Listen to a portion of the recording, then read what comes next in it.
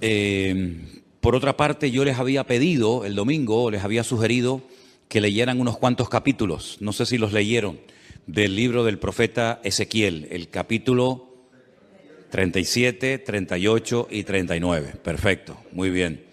Veo que han hecho la tarea.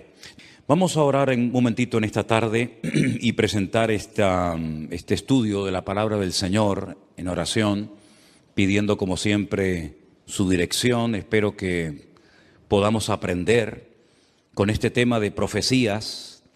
Hay que tener pues prudencia, porque aunque si bien es cierto que tenemos muchísimos detalles en la Biblia que nos informan acerca de los acontecimientos finales, hay cosas que como todavía no han sucedido, pues no podemos tal vez categóricamente afirmar que van a ser así, ¿verdad?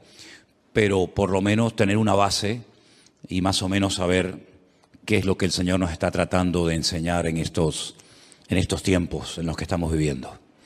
Señor, te damos muchas gracias por esta oportunidad nueva que nos das de estudiar tu palabra. Te pedimos que nos des sabiduría para poder exponerla, para poder entenderla, y que tu Espíritu Santo sea el encargado de darnos la luz necesaria, la sabiduría necesaria para poder comprender estos mensajes tan importantes que tú has dejado en tu palabra para tu pueblo.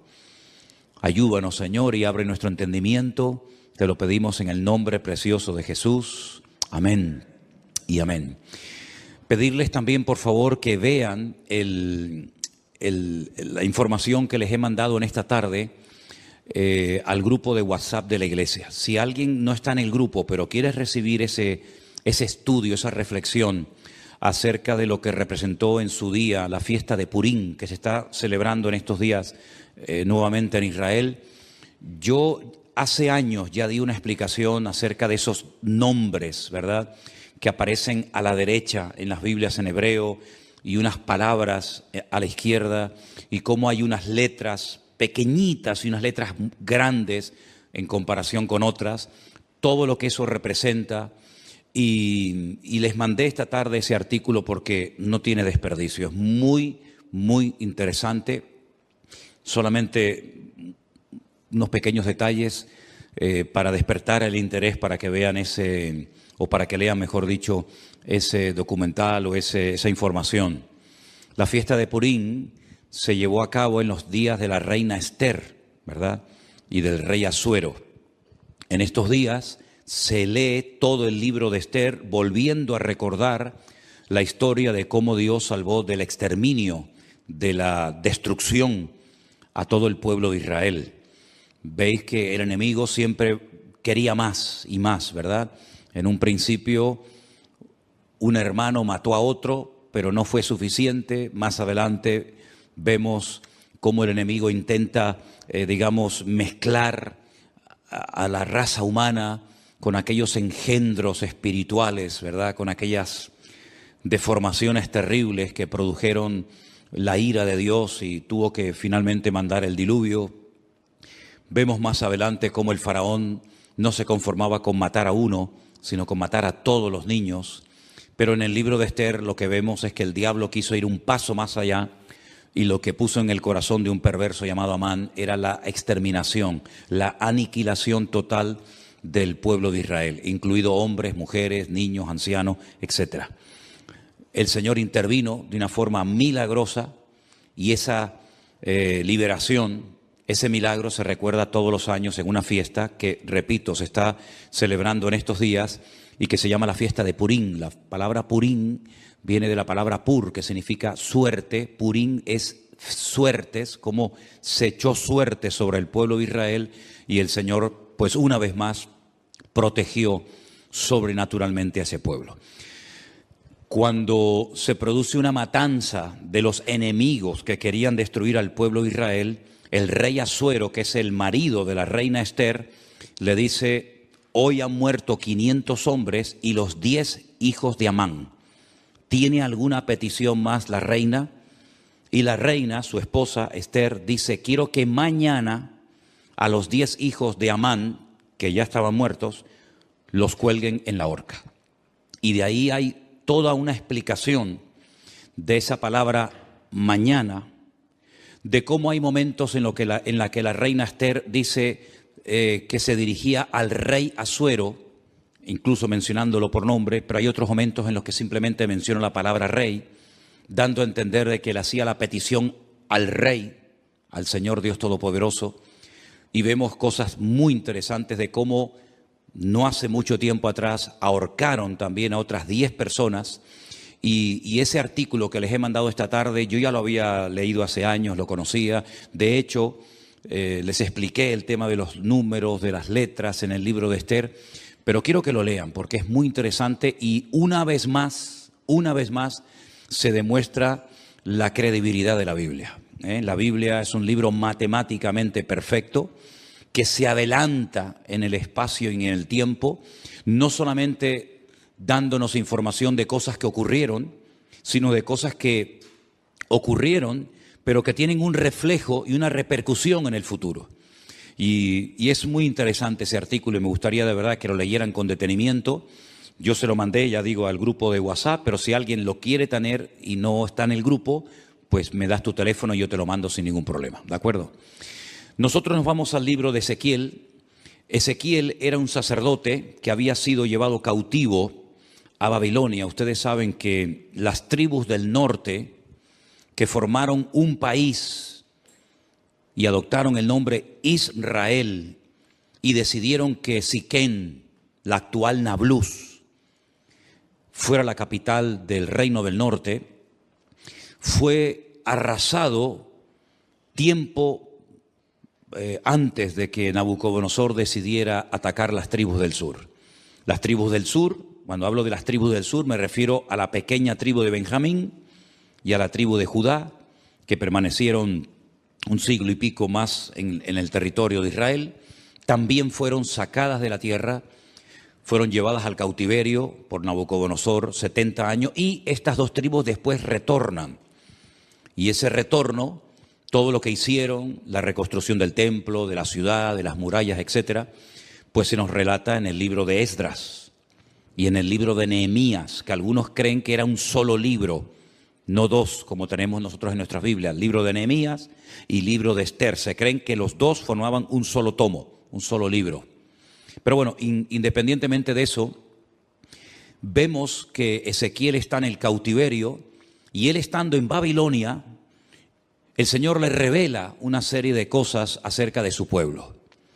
A través de una serie de sueños, de visiones, le muestra el retorno del pueblo de Israel, cómo volverían, y la ciudad de Jerusalén volvería otra vez a ser habitada, etcétera, etcétera. Pero aparte de eso, Ezequiel recibe una serie de revelaciones acerca del futuro, no para su época. Vimos el otro día, por ejemplo, el domingo, que algunas visiones, algunas profecías que recibió Daniel, las escribía, pero el Señor le decía, séllalas, porque esto no es para tu tiempo, esto es para los tiempos finales. Bueno, en cierto sentido también pasó algo parecido con Ezequiel. Ezequiel recibió profecías e información acerca de los últimos tiempos que él no vio durante su ministerio, durante su vida, el cumplimiento de estas palabras. El capítulo 38 y 39 de Ezequiel, digamos que van unidos, porque el 39 es una prolongación de lo que comienza a revelarle el Señor a Ezequiel. Y el capítulo comienza diciendo así: vino palabra de Dios diciendo, hijo de hombre. Esta expresión, hijo de hombre, es la forma como el Señor se dirigía y llamaba siempre al profeta Ezequiel. Pon tu rostro contra Gog, en tierra de Magog, príncipe soberano de Mesec y Tubal, y profetiza contra él. Vamos a ir haciendo pausas según vayamos leyendo, porque hay algunas cosas que tengo que ir diciendo por el camino para que entendamos ciertas y determinadas cosas. Estos nombres que aparecen aquí, Mesec y Tubal, ustedes los van a encontrar en el primer libro de la Biblia. No es la primera vez que aparecen, ni mucho menos. Concretamente en Génesis capítulo 10, versículo 2, nos dice que Mesec y Tubal eran hijos de Jafet. ¿Quién era Jafet? Uno de los 3 hijos de Noé. Noé tuvo a Sem, Can y Jafet. Bueno, pues Jafet tuvo una serie de hijos y uno se llamó Mesec y otro se llamó Tubal. Eran nietos, en este caso serían nietos del patriarca o del personaje de Noé. Es muy interesante ver cómo los hijos de Noé, Sem, Can y Jafet, se fueron por diferentes partes del mundo, ¿verdad? Y conquistaron territorios y tierras.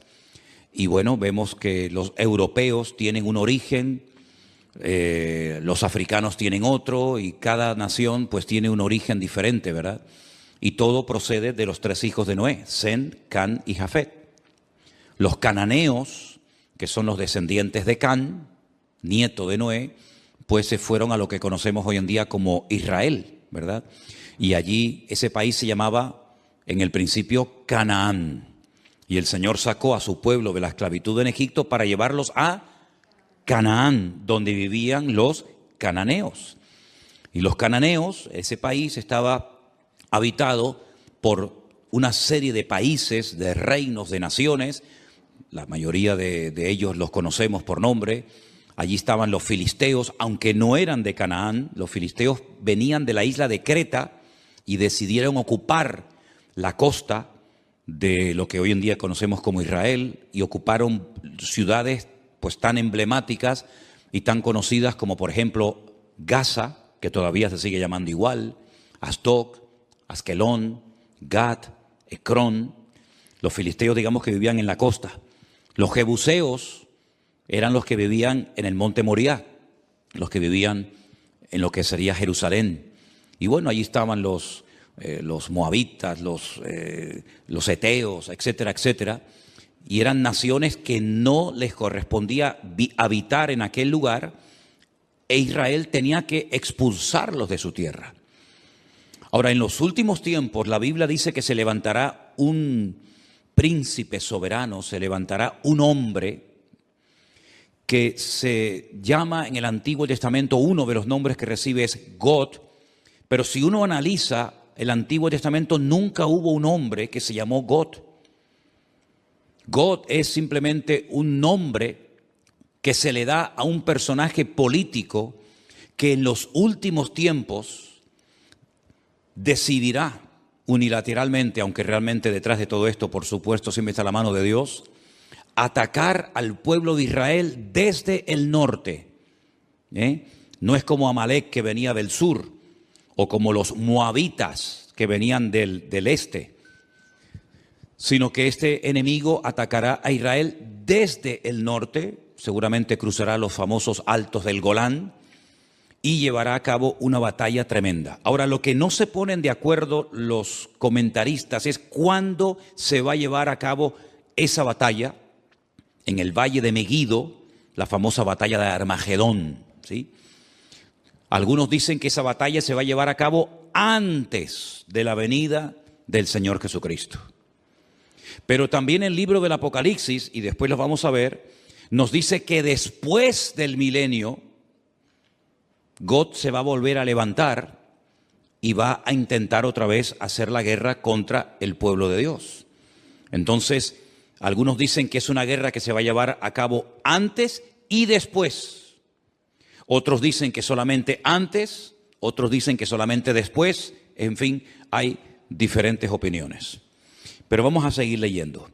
Este personaje, que la Biblia en esta ocasión lo llama God, que es el príncipe de estas tierras que ocuparon los nietos de Noé, llamados Mesec y Tubal, dice el Señor: yo estoy contra ti, oh God, príncipe soberano de Mesec y Tubal. Te quebrantaré y pondré garfios en tus quijadas, y te sacaré a ti y a todo tu ejército, caballos, jinetes y todo, de todo en todo, equipados, gran multitud con paveses y escudos, teniendo todos ellos espadas. Y ahora menciona a 3 naciones: Persia, Cus y Fut. con ellos, todos ellos con escudo y yelmo. Gomer y todas sus tropas, la casa de Togarma, de los confines del norte y todas sus tropas, muchos pueblos contigo. Es decir, Gog, digamos que es el líder, el representante, el que aglutina a un montón de naciones que lo van a apoyar con el objetivo de subir y atacar al pueblo de Israel. Ahora, estas naciones que se mencionan en el versículo 5, Persia, Cus y Fut, ustedes tienen que saber de quiénes se trata, para que sepan qué naciones en los últimos tiempos se van a juntar a estos ejércitos, ¿verdad?, internacionales, con el objetivo de atacar al pueblo de Israel. En cierto sentido es como una especie de confederación, es un montón de naciones que se juntan. No es la primera vez que muchas naciones se juntan para atacar a un enemigo en común. Por ejemplo, en la Segunda Guerra Mundial se juntaron muchas naciones para atacar a los nazis, que en aquel momento eran los que estaban, digamos, controlando Europa. Durante la famosa Guerra de los 6 días y otras guerras que se han llevado a cabo en este último periodo en Israel, ha habido muchas naciones árabes que se unieron para pelear contra Israel. No es nada nuevo, ¿verdad? Son naciones que entre ellos se pelean, entre ellos tienen también sus discrepancias, pero como tienen un enemigo en común, que en este caso es Israel, y todos quieren tomar parte de la ciudad de Jerusalén, se unen para pelear como si fueran un solo ejército. Pero realmente no es un solo ejército, sino son muchos ejércitos, muchos soldados que se juntan con un objetivo en común. El versículo 5 habla de Persia. Persia es el país de Irán. Ustedes saben que hasta el otro día a Irán se le conocía como Persia. Así que los iraníes no son árabes, son de origen persa. Así que Irán, qué curioso, ¿no? Se está hablando últimamente mucho acerca de este país. Irán también apoyará a Gog con el objetivo de atacar y destruir al pueblo de Israel. Así que ya tenemos identificado quiénes son los persas. Cus es un país de África, Etiopía. Ustedes saben que Moisés fue criticado por su propia hermana Miriam porque se casó con una mujer cusita. Los cusitas eran o son de Etiopía. Así que Cus en aquel tiempo era Etiopía, actualmente tiene otro nombre, y Fut es el país de Libia, un país que está en el norte de África. Como pueden comprobar, estamos hablando de naciones del norte de Israel, estamos hablando de naciones africanas, estamos hablando de la nación de Libia.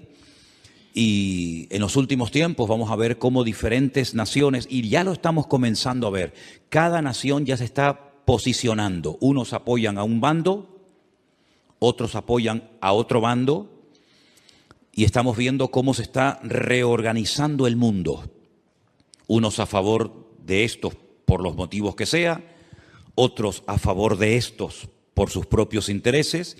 Pero vamos a ver en los últimos tiempos cómo van a ocurrir cosas muy rápidos en la economía y en otras circunstancias, que lo que van a hacer es que cada país, por pequeño o grande que sea, por influyente o poco influyente que sea, va a buscar dónde acomodarse, a quién apoyar y bajo qué paraguas me pongo. Si bajo el paraguas de Oriente, bajo el paraguas de Occidente, y estamos viendo, solamente hay que ver un poquito los medios de comunicación y conocer un poco de la Biblia para darnos cuenta cómo el mundo se está reubicando, ¿verdad?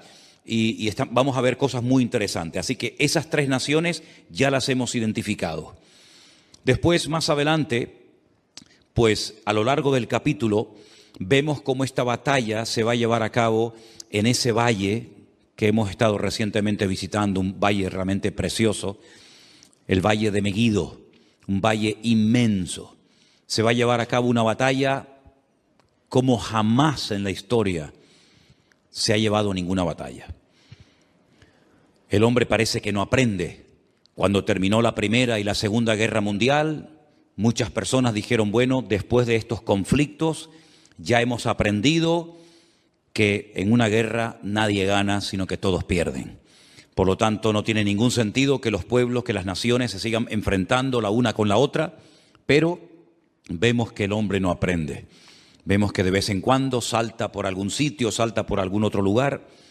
Esa batalla va a ser tan terrible, tan terrible. No vamos a leer los 2 capítulos porque ya ustedes los han leído, pero el objetivo de todo esto es que Dios va a permitir, Dios va a atraer a todas estas naciones que odian al pueblo, al Estado de Israel, para que Él demuestre su poder y quede definitivamente claro de una vez por todas que Él es el Rey de Reyes y el Señor de los Señores, y que a su pueblo nada ni nadie lo puede destruir. Todos los imperios, y podríamos hacer una lista enorme, todos los imperios, todos los países, todas las naciones que han intentado con todas sus fuerzas destruir al Estado de Israel, prácticamente o han desaparecido o no son prácticamente nada en el tiempo presente. Miren ustedes, por ejemplo, el imperio egipcio, no queda absolutamente nada de él. Los babilónicos, los persas, los medos, los griegos, los romanos, diferentes imperios que a lo largo de la historia se propusieron arrasar a este pueblo. Porque este pueblo no solamente es un pueblo, no solamente son personas, sino que representa una serie de valores, una serie de principios y sobre todo representa que hay un Dios detrás de esa nación, que hay una Biblia, que hay una palabra de Dios detrás de esa nación, y lo que el enemigo no quiere bajo ningún concepto es que Dios sea reconocido como el soberano de todas las naciones de la tierra. Ahora bien, cuando termine esa batalla tremenda en el Valle de Megiddo, sí me gustaría leer a partir del versículo 4 del capítulo 39, donde dice: sobre los montes de Israel caerás tú y todas tus tropas, y los pueblos que fueron contigo, a aves de rapiña de toda especie y a las fieras del campo te he dado por comida. Es muy interesante cuando estuvimos recientemente ahora, hace unas semanas en Israel, que la ruta migratoria más importante de aves en Europa pasa por el Valle de Megiddo. El año pasado pasaron 2 billones con B, 2 billones de aves migratorias por el Valle del Jordán, cruzando todo el Valle de Megiddo y viniendo cigüeñas, águilas y un montón de aves a Europa y al norte de África, huyendo del frío en las rutas migratorias. Hay un ave de rapiña que son los milanos, que parece como si fuera un águila, que tienen la cola como en forma de horquilla, que en España estaba prácticamente extinguido. Nosotros hemos visto a centenares y a centenares de milanos, que son como un aguilucho grande, revoloteando en el Valle del Jordán hasta hace unas semanas atrás. Es muy interesante ver cómo las aves de rapiña que tienen su ruta migratoria por ese valle, dice que son llamadas para que coman las carnes de reyes, de príncipes, de soldados, de generales, de comandantes que van a intervenir en ese campo de batalla. Es realmente interesante. Sobre la faz del campo caerás, verso 5, porque yo he hablado, dice Jehová el Señor. Enviaré fuego sobre Magog y sobre los que moran con seguridad en las costas, y sabrán que yo soy el eterno Dios. Haré notorio mi santo nombre en medio de mi pueblo Israel, y nunca más dejaré profanar mi santo nombre, y sabrán las naciones que yo soy Jehová, el Santo de Israel. He aquí viene y se cumplirá, dice Jehová el Señor, este es el día del cual yo he hablado. Los moradores de las ciudades de Israel saldrán y encenderán y quemarán armas, escudos, paveses, arcos, saetas, dardos de mano y lanzas, y los quemarán en el fuego 7 años. Armamento que traerán esas naciones servirá de combustible durante 7 años después de que finalice la guerra.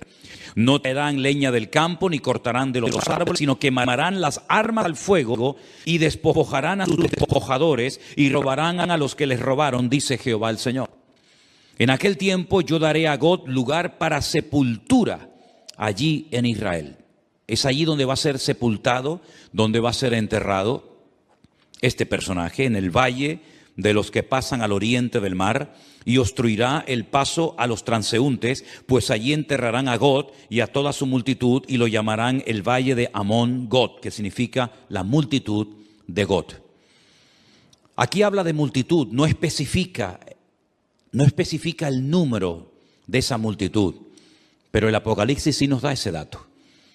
Porque nosotros no solamente tenemos el Antiguo Testamento para saber las cosas que van a ocurrir, por dónde van a atacar, cuántos van a atacar, cuánto tiempo estarán enterrando cadáveres, etcétera, etcétera, sino que además tenemos la información tremenda del Nuevo Testamento, sobre todo las cartas de Pablo a los tesalonicenses, las cartas de Pedro, parte también de la epístola cortita de Judas y sobre todo el libro del Apocalipsis, donde nos da una información de millones y millones de soldados, 200 millones de soldados que subirán por toda esa cordillera, por esos valles, en dirección a Jerusalén. Pero allí muere este hombre, este personaje, y la casa de Israel los estará enterrando por 7 meses para limpiar la tierra. 7 meses, todos los días enterrando muertos. Hermano, estamos hablando de multitudes, de millones de personas. ¿Cuánto se tarda en enterrar a la gente? Con una pala mecánica haces una zanja enorme y comienzas a echar cadáveres dentro. Pues 7 meses enterrando todos los días muertos. Y los enterrará todo el pueblo de la tierra. Y será para ellos célebre el día en el que yo sea glorificado, dice Jehová el Señor. Y tomarán hombres a jornal que vayan por el país con los que viajen para enterrar a los que queden sobre la faz de la tierra, a fin de limpiarla. Al cabo de 7 meses harán el reconocimiento. 7 años quemando el armamento, 7 meses enterrando cadáveres, y pasarán los que irán por el país, y el que vea los huesos de algún hombre pondrá junto a ellos una señal, hasta que los entierren los sepultureros en el valle de Amón Gog. También el nombre de la ciudad será Amona, y limpiarán la tierra. Y tú, hijo de hombre, así dice el Señor, di a las aves de toda especie. Les recuerdo, 2 billones de especies de aves pasaron el año pasado por ese valle. Di a las aves, a toda especie y a toda fiera del campo, juntaos y venid, reuníos de todas partes, a mi víctima que sacrifico para vosotros, un sacrificio grande sobre los montes de Israel, y comeréis carne y beberéis sangre. Y más adelante leemos en el verso 21, y pondré mi gloria entre las naciones, y todas las naciones verán mi juicio que habré hecho. Cuando termine esa batalla, al final de lo que llamamos o conocemos como el nombre de la gran tribulación, comenzará un período de 1000 años que se conoce como el milenio o la era milenial del Mesías. Y dice Zacarías capítulo 14, y esto es literal, no hay que buscar una aplicación simbólica porque es literal. Y las naciones que hubieren sido salvas, no es que se hayan convertido, sino que se salvaron de la muerte en esta batalla tremenda, tendrán que subir todos los años a Jerusalén a celebrar la fiesta de los tabernáculos. Y la fiesta de los tabernáculos se suele celebrar generalmente entre los meses de septiembre y octubre. Y quiero que leamos literalmente el pasaje de Zacarías capítulo 14 para que vean un dato muy interesante que nos da este profeta acerca de esta batalla y acerca de las naciones que escaparán del juicio en este valle de Megiddo. En Zacarías, el capítulo 14, dice así, a partir del verso 1. He aquí el día del Señor viene, y en medio de ti serán repartidos tus despojos. Está hablando de la misma batalla, está hablando del mismo tiempo, del mismo acontecimiento, pero 2 profetas diferentes. Uno, Ezequiel en Babilonia, y ahora Zacarías. Y dice, porque yo reuniré a todas las naciones para combatir contra Jerusalén. Aquí hay una información adicional a lo que nos viene diciendo Ezequiel. La ciudad será tomada y serán saqueadas las casas, violadas las mujeres, y la mitad de la ciudad irá en cautiverio, mas el resto del pueblo no será cortado de la ciudad. Después saldrá Jehová y peleará con aquellas naciones como peleó en el día de la batalla. Y ahora habla de la segunda venida del Mesías. Porque el Mesías, cuando nació cerca de este monte de los Olivos, en dirección hacia el sur, aproximadamente como a 7, 8 kilómetros al sur, en una pequeña localidad, en un pequeño pueblo llamado Belén, que pertenecía a Judea, Belén de Judea. Pero cuando dice aquí que se afirmarán en aquel día sus pies sobre el monte de los Olivos, aquí podemos ver que el Antiguo Testamento nos habla de su nacimiento en Belén de Judea y de su retorno, su segunda venida, poniendo los pies sobre el monte de los Olivos. Amén, hermanos, ¿lo ven claramente? Nace en Belén, retorna en el monte de los Olivos. Para que algunos digan que la Biblia no habla de dos venidas, sino solamente de una. No, habla de dos venidas.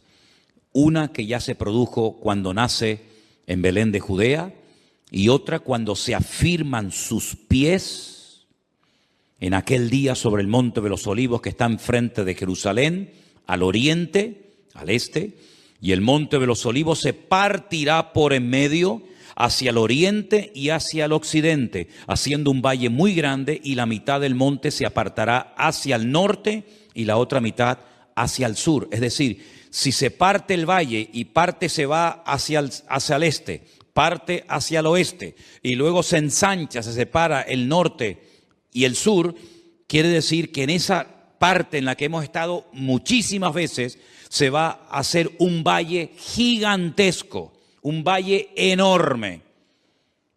Ahora mismo entre el monte Moriah, donde antiguamente estaba el templo, y donde está el monte de los Olivos, hay un barranco, hay como si fuera un barranco que se llama el famoso torrente de Cedrón, pero no tiene ni punto de comparación lo ancho que será ese valle cuando el Señor ponga sus pies sobre el monte de los Olivos. La pregunta que a lo mejor algunos se hacen es: ¿qué interpretan los judíos cuando dice aquí y pondrá sus pies sobre el monte de los Olivos y el monte de los Olivos se partirá? Bueno, ellos dicen que cuando venga el Mesías, que no creen que vengan del cielo, pues ellos dicen y opinan que cuando venga el Mesías, la expresión "y pondrá sus pies sobre el monte de los Olivos" significa, es una expresión como decir, y vendrá con autoridad, pero no lo interpretan como algo literal. Entonces, si no interpretan una parte del texto como no literal, tampoco pueden interpretar la otra parte del texto como literal, pero en esta ocasión se equivocan. Dice que huiréis al valle de los montes, porque el valle de los montes llegará hasta Sal. Huiréis de la manera que huisteis por causa del terremoto en los días de Usías, rey de Judá, y vendrá Jehová mi Dios y con él todos los santos. ¿Quién es el que viene? Jehová mi Dios. ¿Y viene acompañado de quién? Con todos sus santos. Esta es la segunda venida del Señor Jesucristo, donde todo ojo le verá, toda rodilla se doblará y toda lengua confesará que Él es el Señor, para gloria de Dios Padre. ¿Se dan cuenta cómo Él viene, pero no viene solo?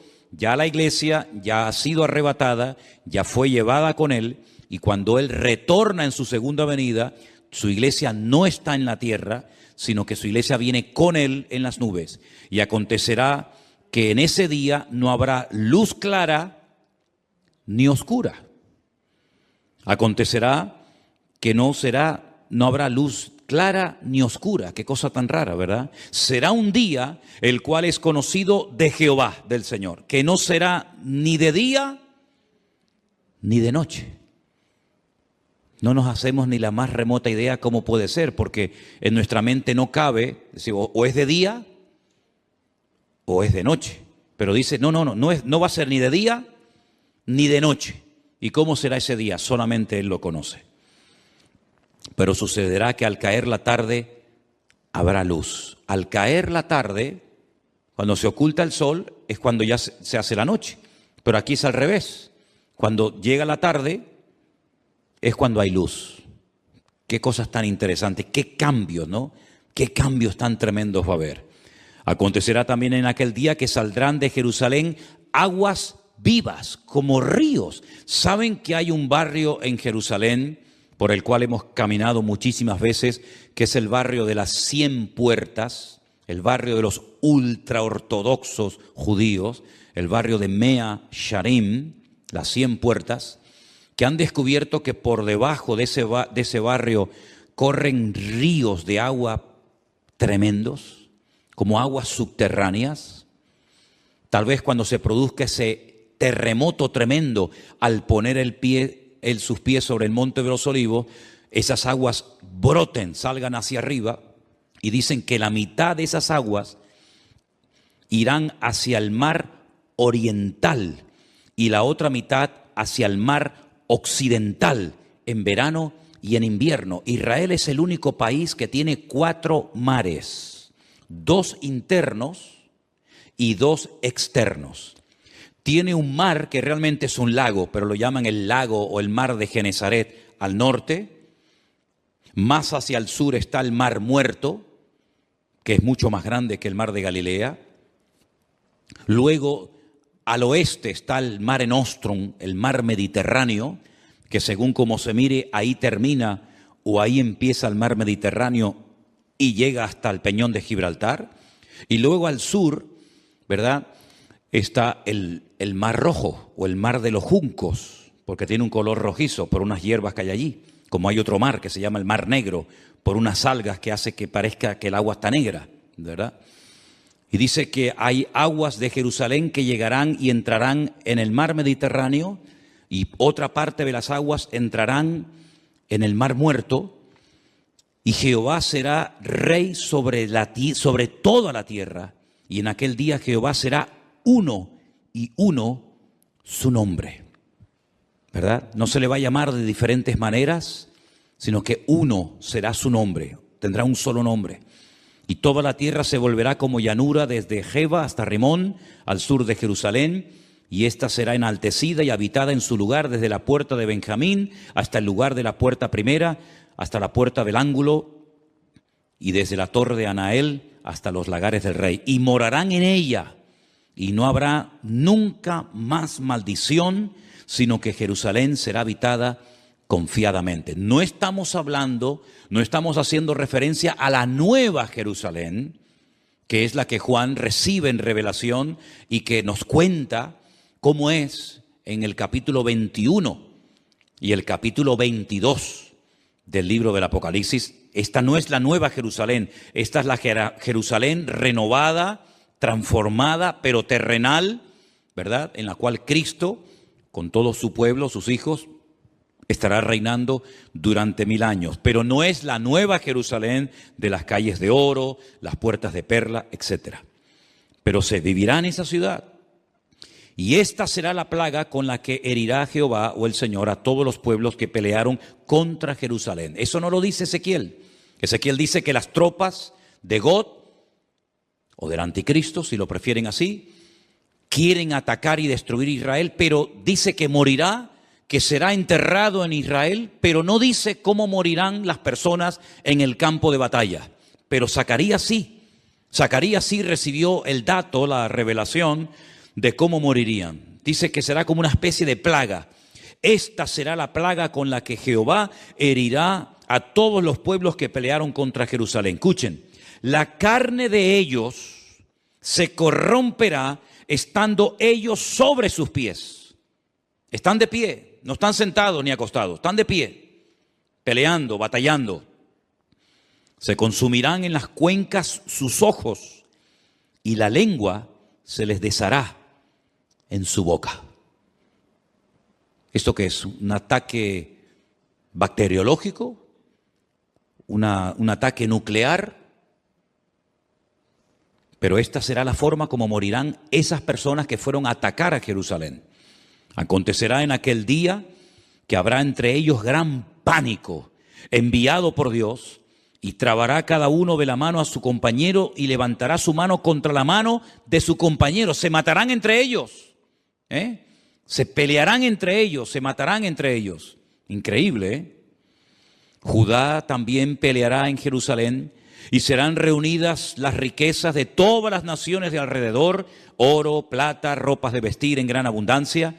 Así también será la plaga de los caballos, de los mulos, de los camellos, de los asnos y de todas las bestias que estuvieren en aquellos campamentos.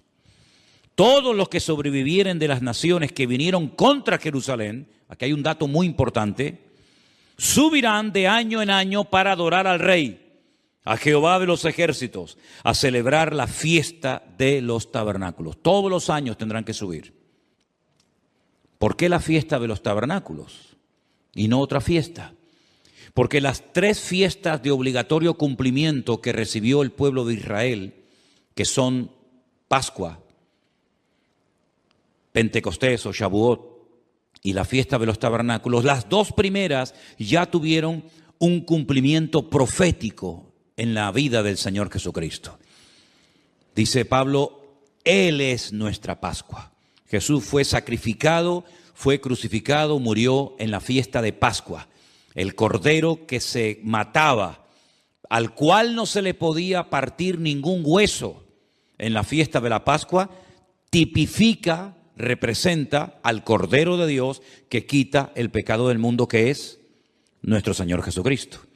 La fiesta de las semanas, o Shavuot, o Pentecostés, como la conocemos nosotros, ya tuvo su cumplimiento profético. Fue el día que el Señor decidió derramar de su Espíritu Santo sobre las 120 personas que estaban en aquel aposento, en aquella casa, y comenzaron a hablar en otras lenguas y comenzaron a evangelizar a miles de personas que se convirtieron en aquel día. Pero la fiesta de los tabernáculos no ha tenido un cumplimiento profético en Cristo.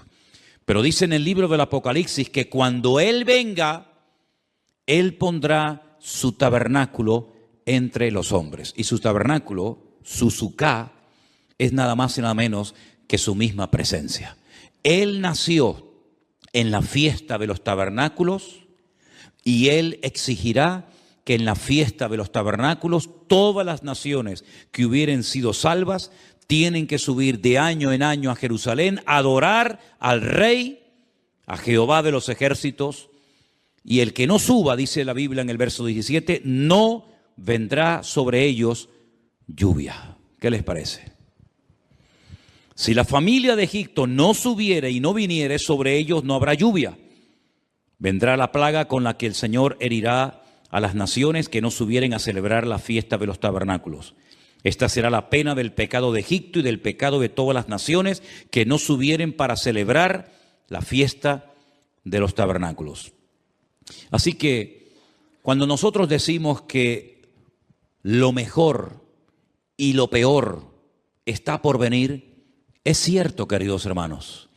Cosas tremendas que hemos leído en esta noche, por lo menos en parte, y otras que no hemos leído, tienen que suceder en algún momento. ¿Quién nos iba a decir a nosotros que íbamos a ser protagonistas de ciertas y determinadas cosas que ya han visto y están viendo nuestros ojos cada día? Yo les recuerdo que hace 2 años, solamente 2 años, no se hubiera podido celebrar aquí este culto, porque estábamos todos confinados, encerrados en nuestras casas.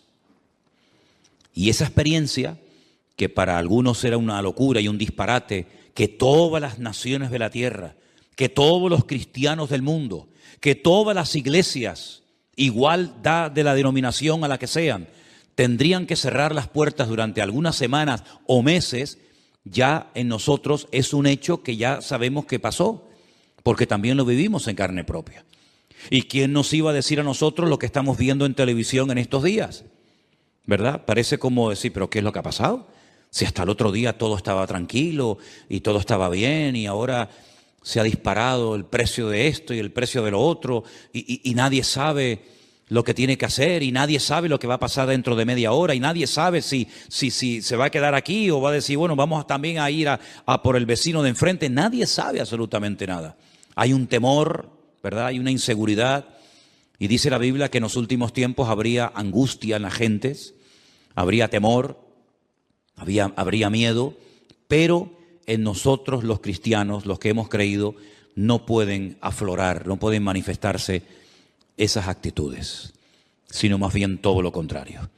Dice, erguíos y levantad vuestras cabezas, porque vuestra redención está a las puertas. Y todo esto es la señal de que todo lo que está escrito en la palabra, que hemos leído y predicado durante años y años, pues llegará el momento que, si el Señor lo permite, lo vamos a poder contemplar y lo vamos a poder mirar con nuestros propios ojos.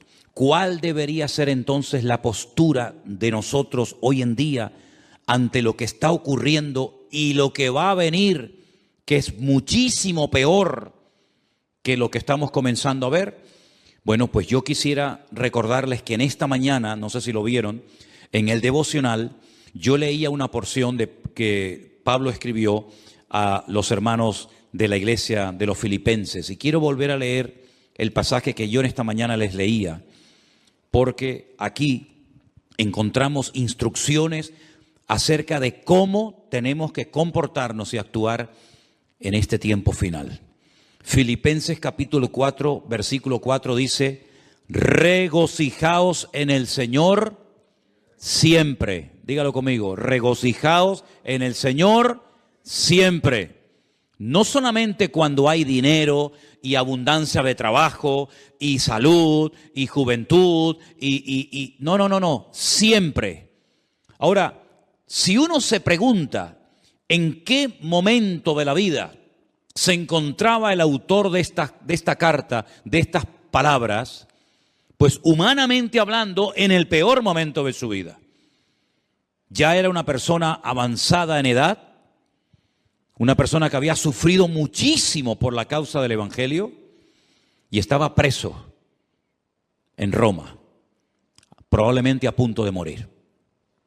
Algunos especulan que si Pablo logró salir de ese encarcelamiento y luego otra vez lo volvieron a meter, me da exactamente igual. Lo que está bien claro es que esta carta, junto con otras 3 más, se escribió desde una cárcel en Roma, que no era una cárcel como las que vemos a veces en televisión, que ocupan los ricos o los poderosos, que parecen que son hoteles de 5 estrellas, sino una mazmorra sin luz, sin agua, con una comida seguramente malísima, con frío, donde él dice que todos le habían abandonado. Es increíble, ¿no? Un hombre que fue de una bendición tan grande para miles y miles de cristianos, y lo sigue siendo hasta nosotros hoy en día, ¿verdad?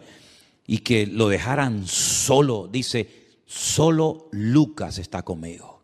Nadie se quedó a su lado.